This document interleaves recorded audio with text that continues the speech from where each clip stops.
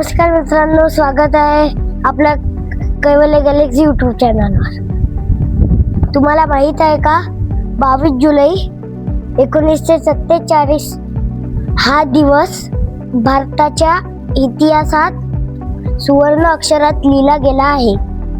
हा दिवशी भारताच्या संविधान सभेने राष्ट्रीय ध्वजाला म्हणजेच तिरंग्याला अधिकृत मान्यता दिली.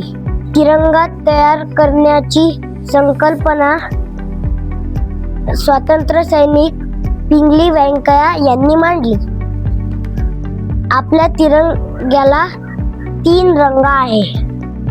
पहिला केशरी रंग, जो धैर्य, त्याग आणि शौर्याचे प्रतीक आहे. दुसरा पांढरा रंग, जो सत्य, शांतता आणि प्रामाणिक चा प्रतीक आहे.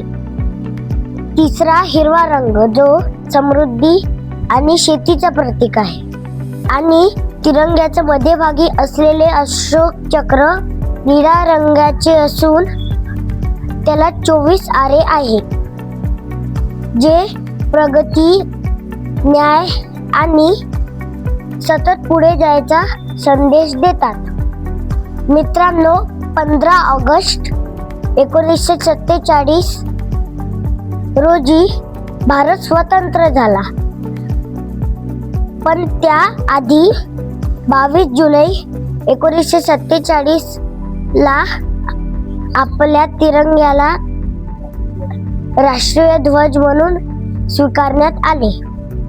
मित्रांनो, झेंडाला कधी खाली पाडू नये, त्याचा अपमान करू नये, त्याचा नेहमी सन्मान आणि आदर करावा. आपण आपला राष्ट्रीय ध्वजाचा नेहमी अभिमान बाळगावा. चला एकत्र मिळून सर्व बोलूया, माझा तिरंगा माझा अभिमान. जय हिंद, वंदे मातरम.